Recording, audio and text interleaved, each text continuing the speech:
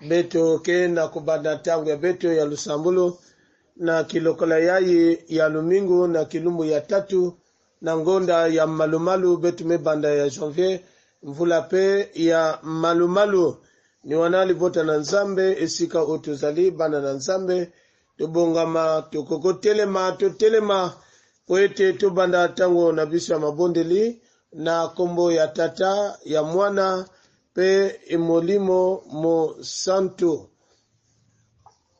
Heureux l'homme qui ne marche pas selon les conseils des méchants, qui ne s'assied pas en compagnie de moqueurs, mais qui trouve son plaisir dans la loi de l'Éternel et qui la médite jour et nuit. Amen. Beto kekuzwa ba kontika beto koyimba kontika nzemo na nzambe numéro 90. Nzemo na nzambe numéro 90.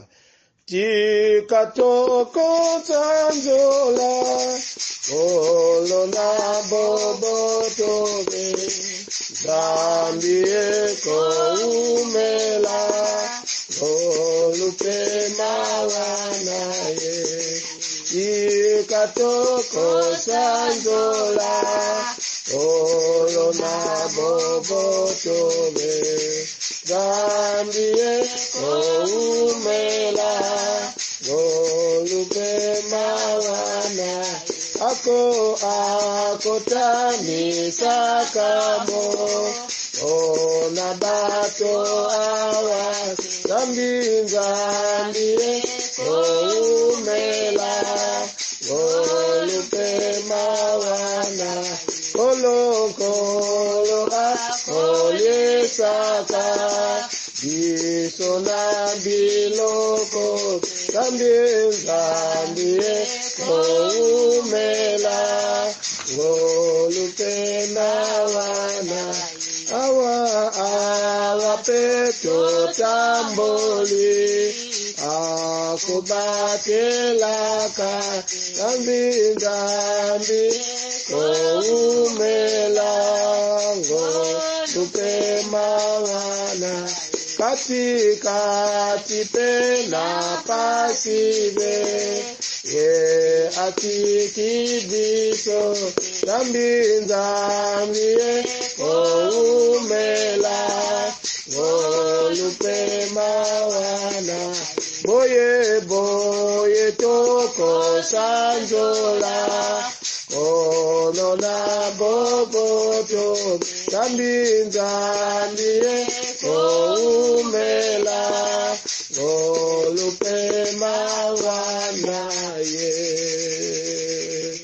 beto ke kusambila nzambi ya beto nzambi ya nkulunkulu nzambi ya beto nzambi ya kilelensi nzambi ya beto tata ina ke kusobaka ve nzambi ya kuzangama nzambi ina mebanda imvu mekusuka ba imvu ina kele mbatulu pensukunu ve na ntangu ya betu mekuisa tondange betu mekuisa sikange po na bolamu na yo nzambe tikete lokumu masanzuli ezonga mobele pana yo na nyonso wana nzambe tuzaliko koba kopesa nyonso eliyanga ni oyo na maboko na yo yo mwane tinda okoba kozwa ebonga ya libosope ya suka na kokamba nyonso bandalo yembo losambo koyoka maloba na yo nyonso oyo kosalema na tango oyo tikete yo kamba pe okonza tikete lokumu ezonga bobele pana yo na nkumu nange nzambi tambula masika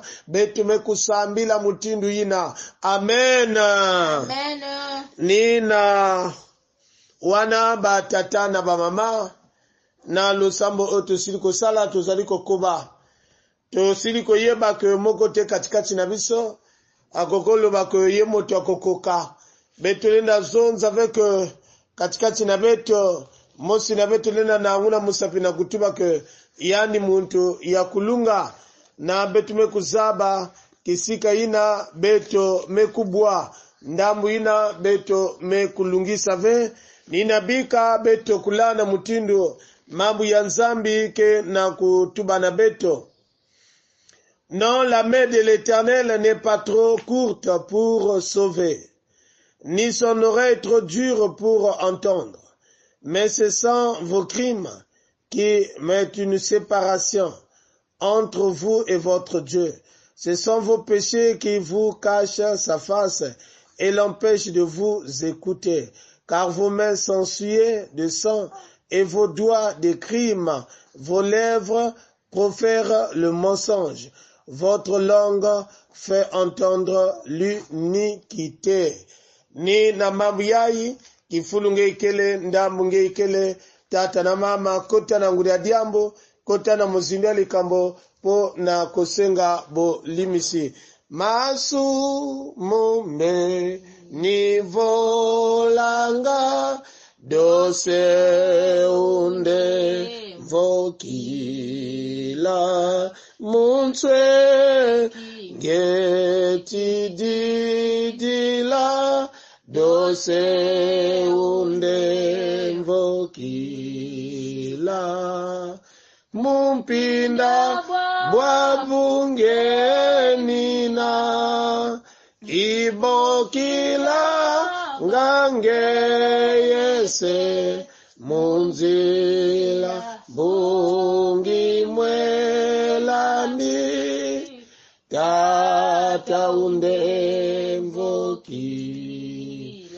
zambi beto mekulungisa luzolo nangeve mutinu nge mekuisa zabisa beto yao na mambu yange keni imbi ya beto ke kusalaka ke beto kutala kizizi yangeve to diboko nange kutuadisa beto ve nde imbi ya beto nina ina na suka ya na kilokola ya Dwene atata mama dibundu yange mekuisa nyongoloka mekuisa dila na sikange baya yon zambe babele minde kolele pana yo motolimisa kamabe. Il n'y a pas, il y avait notre Dieu, un autre moyen ou une autre formule, il y avait notre Dieu qui peut faire que nous puissions obtenir, il y avait notre Dieu le pardon. Nous pouvons obtenir que le pardon par toi le Christ.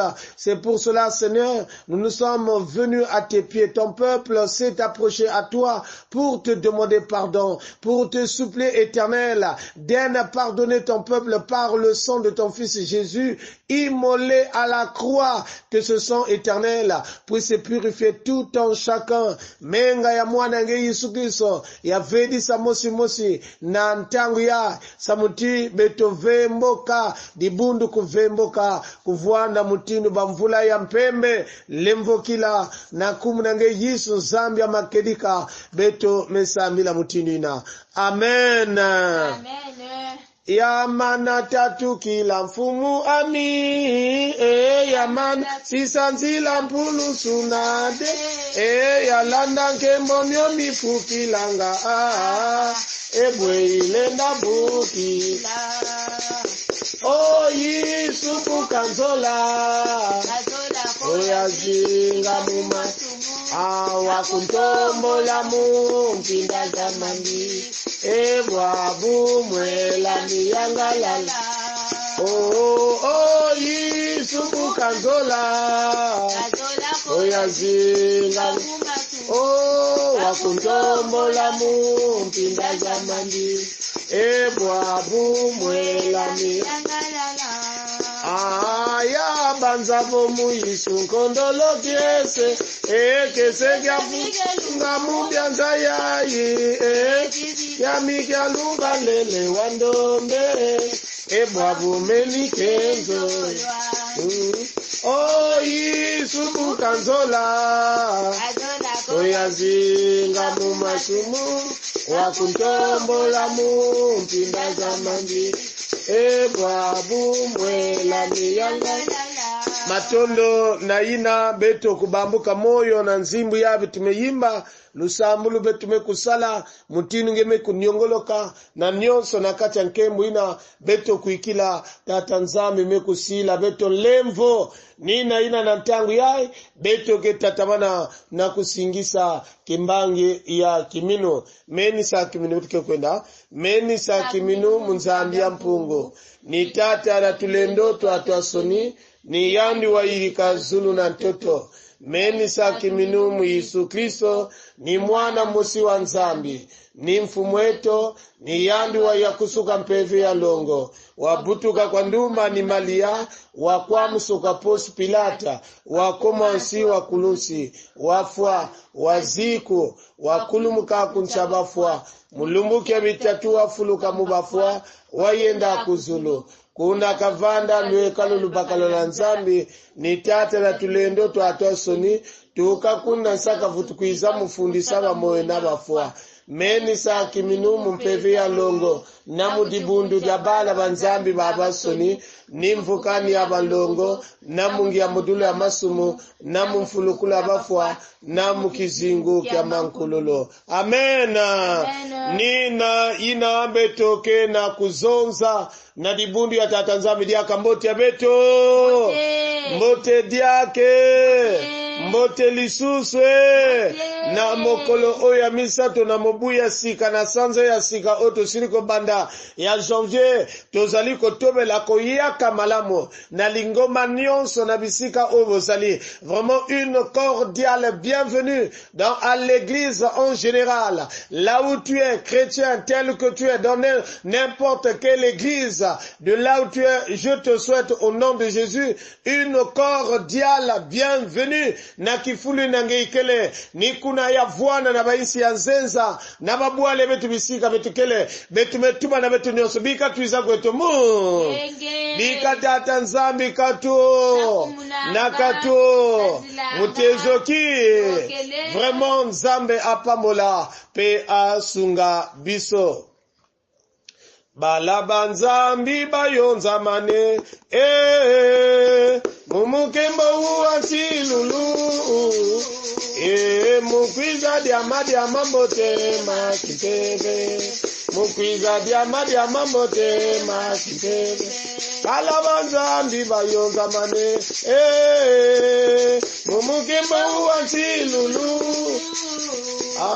mukwiza diamadi mambote makitebe mukwiza diamadi mambote makitebe pila kese pila mayange pila kese pila mayange mazulu mazibuki tembo wazambie onekene mazulu mazibuki di tembo wazambi tembo umonekene pila kese pila mayange pila kese pila mayangi mazulu mazibukidi kembo wanzambi kembo umonekene mazulu mazibukidi kembo umonekene koko baya bekulambukidi mumbieka bundu dija kwila Yesu diji yonza mamukembo diji yonza mamukembo koko baya bekulambukidi mumbieka bundu dija kwila Yesu diji yonza mamukembo diji yonza mamukembo pila kese pila mayange pila mayange mazulu mazibukidi kembo wanzambi kembo umonekene mazulu mazibukidi kembo umonekene yese mukala bala banzambi watoto wau wa masumu asita koto za muzulu dia nkembo asita koto za muzulu dia nkembo yese mukala bala banzambi watoto wau wa masumu asita koto za muzulu dia nkembo pasita koto za muzulu dia nkembo pila kese pila mayange pila kese pila mayange mazulu Kemo wazambi, kemo umonege. Mazulu magibukidi. Kemo wazambi, kemo umonege. Na ina tekila betuku wa mambu ya nzambi beto kelomba na mamalongi na kusambila nzambi tate la mazulu beto kena kutonda ngeya venzambi na kilumbu ya ntalu ngeme kupesa katikati na beto kilumbu ya ntatu ya venzambi na ngonda yai o tambula nkembo tambula nzitusu tangu mekulunga ya venzambi na beto sula kuwa mambu ya nge chikubika banchima ya beto ya venzambi Kuiza finama na beto ya venzambi. Bana mbatukulu chinsukunu ngemosi yala.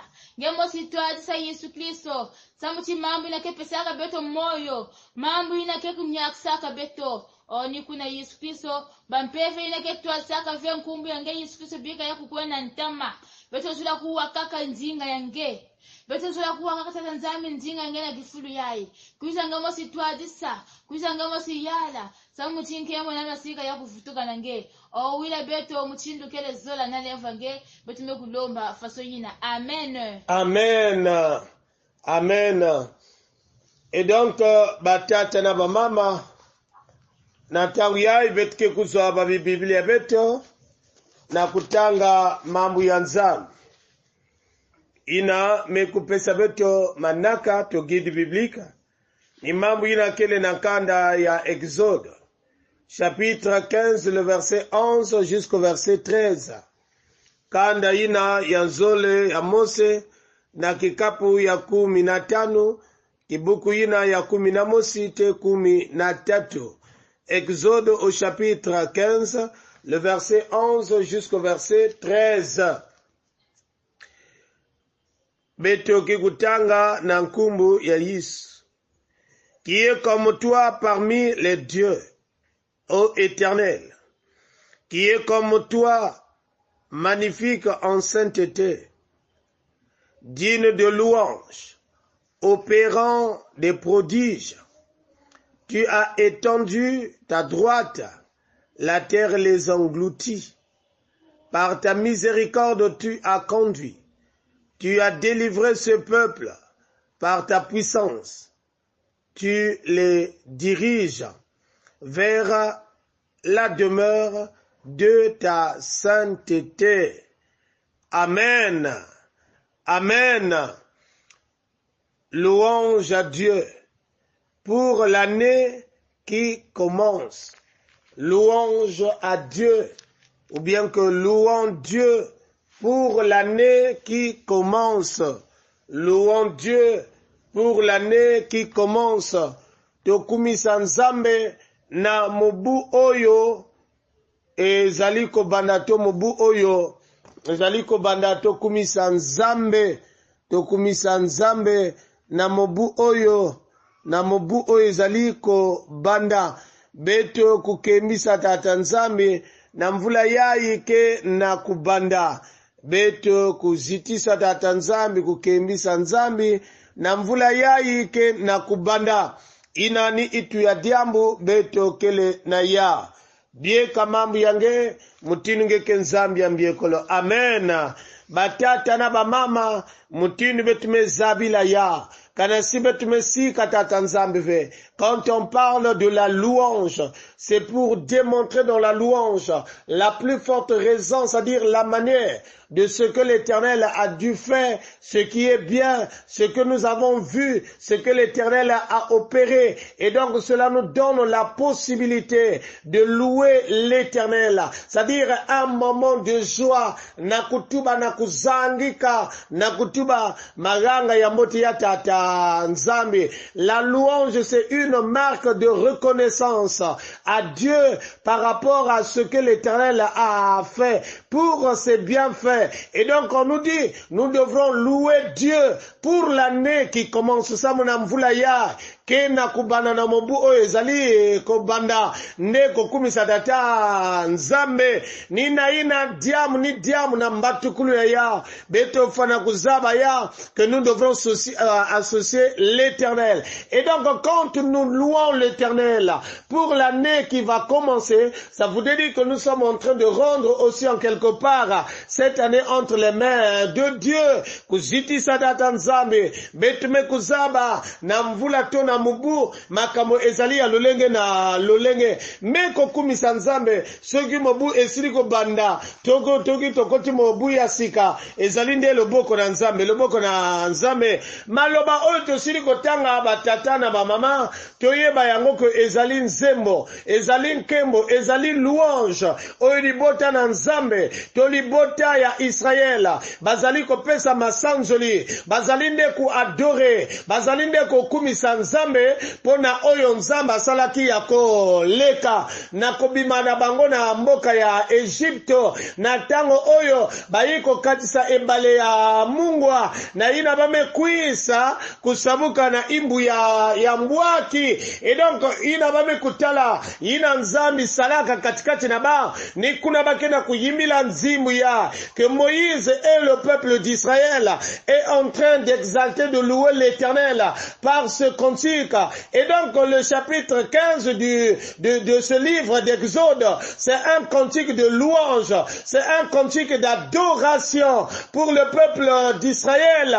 Naina nyonso batelaka bimbangu ya tata nzambi nina awana mambo betume kutanga en premier lieu bakena kutuba qui est comme toi parmi les dieux ô Éternel. Nani kele mutinunge nantadisi yaba nzambe. Et quand il parle de Dieu, parce que là où il sortait de l'Égypte, il y avait des petits dieux, non pas de dieux écrits avec un grand D, mais les dieux écrits avec un petit D.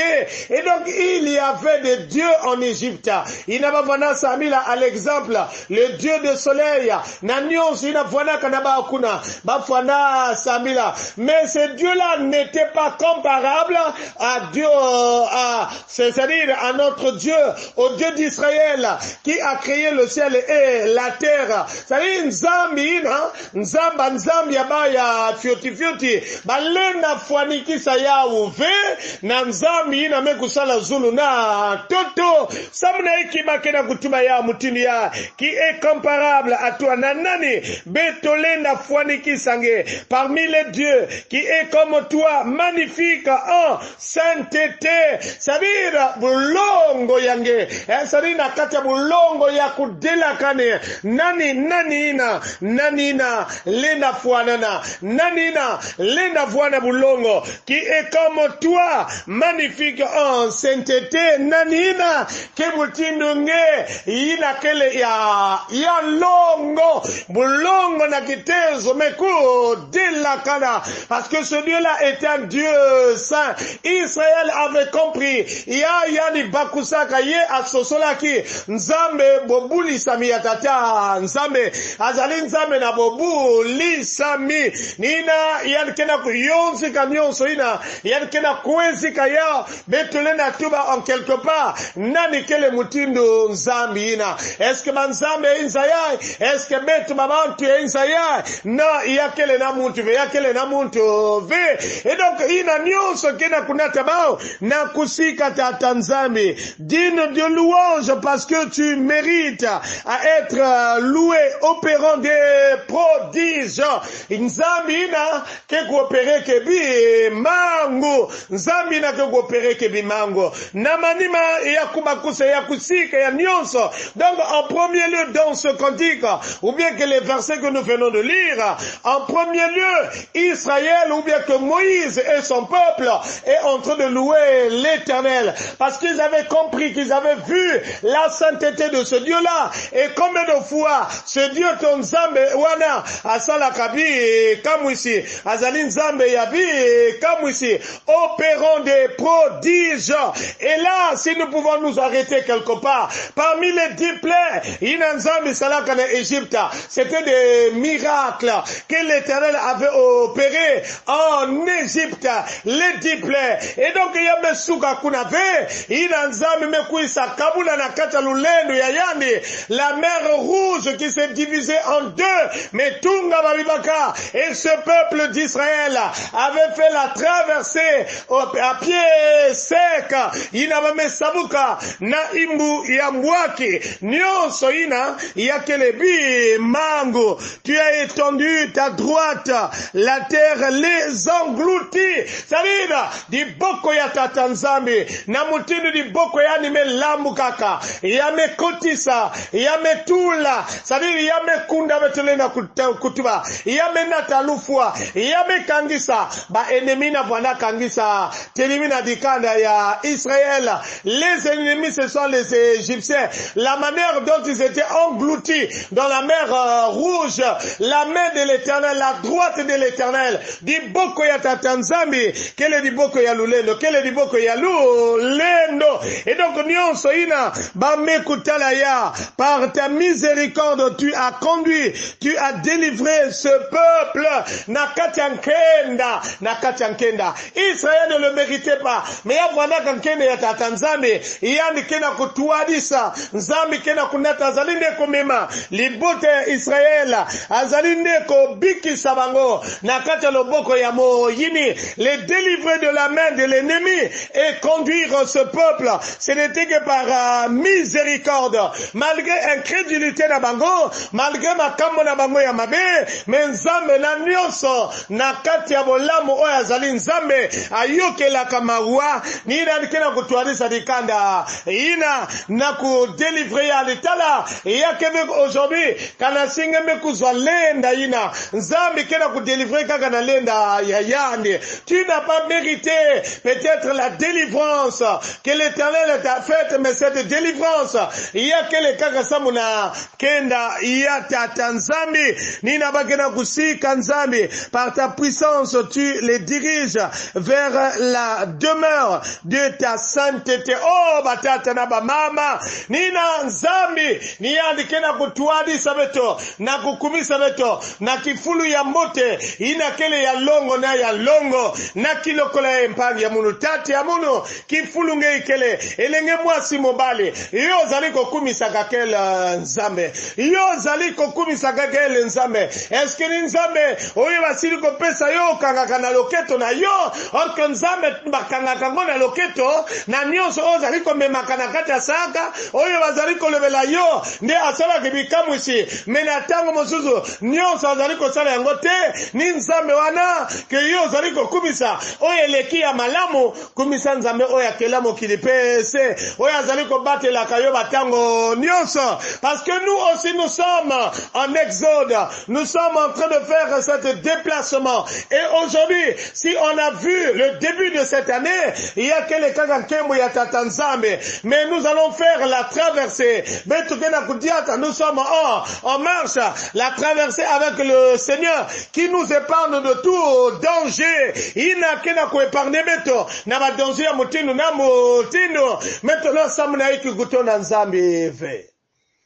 Pona nini kutona nzambe te, na kifulu inange ikele, mpangi ya munu, tata mama, kembisa tata nzambe, tonda tata nzambe, yimbidile yadi banzimbu ya masika, kembisa ya, samuna mvula ya, betozola tuba, mutini betumekuisa kuwa na mambo, mutini yangi kwa nglutira, sadiba enemi na vanda kwa misa Israel, nina mutini na pena mbatukulu ya mvula ya, na nionso betumekuisa bakusa, ke yandi keku diamisa mitantu ya beto, yandi keku diamisa mitantu ya beto, na yani mosi nzambi keku na nata beto, yandi ke nata nge, tiko kumisa nge na kitezu ina nime kusola na kifulu ina, ke voana un lieu sûr de la sainteté, c'est là où l'Éternel veut t'amener. Et ni na kina kunata beto na nyonso, ni beto le na tuba, na kukemisa data nzambi, na kukemisa maangi ya yandi ya ngitukulu na ya ngitukulu. Bikeni mosinzambi na tangu ya, yani bieka mambu ya,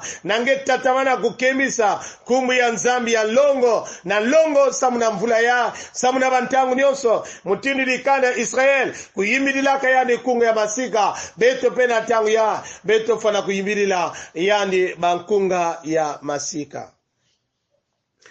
Buyindu langa luzolo lanzambi luka semina zule zambi yangitukulu.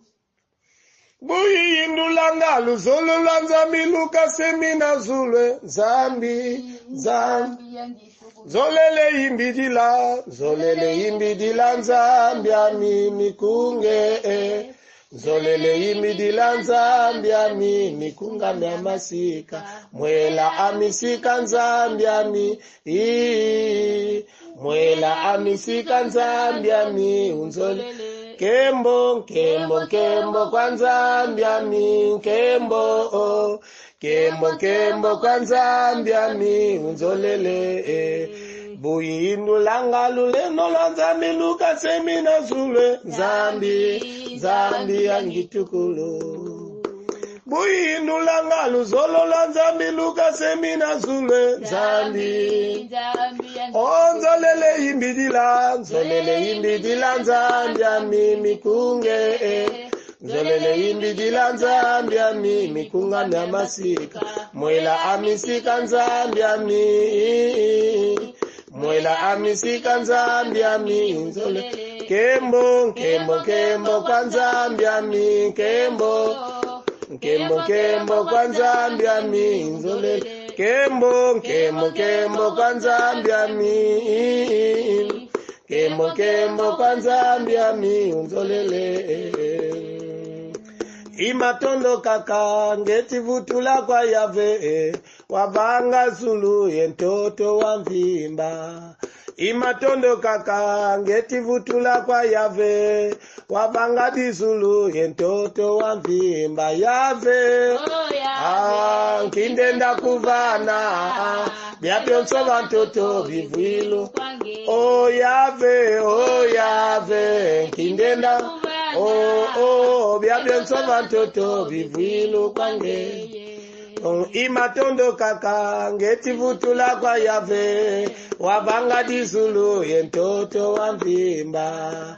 Imatondo kaka ngeti vutula kwa Yave wabanga dizulu yentoto wa mvimba. Yave kindenda kuvana byapyonso bantoto bivwilo kwa Yave kindenda kuvana byapyonso bantoto bivwilo kwangeye. Volufavo moyonge Yave uzeyi kezo kiutezila mutomisa babonsono. Olufavo moyonge Yave uzeyi kezo kiutezila mutomisa babo. Yave kindenda kuvana byapyonso bantoto bivwilo. Yave kindenda kuvana byapyonso bantoto bivwilo kwangeye. Na tangu yayi bika beto kusambila na manima ya kulanda mambu ya nzambi betuke kusambila betu metonda nge nzambi mutini betuke na kulanda to betume kuisalanda inadikande ya Israeli mezangi kange samuna bimangu ya ngitukulu ya ntalo inange sadilaka ba betu petate betu nzambi na kutambula mvula ya malumalo ya kile kimangu ya nene beto pena ntangu ya na kumanisa mvula ya beto mekuisa manisa les 365 jours et avec notre Dieu il y a eu des temps difficiles, il y a eu avec notre Dieu des temps bons, et dans tout cela Yahvé nous te disons merci pour ta protection. Yo motomo bateli yo motomo sungi na nyonso na tango yo tozalinde ko kumisa yo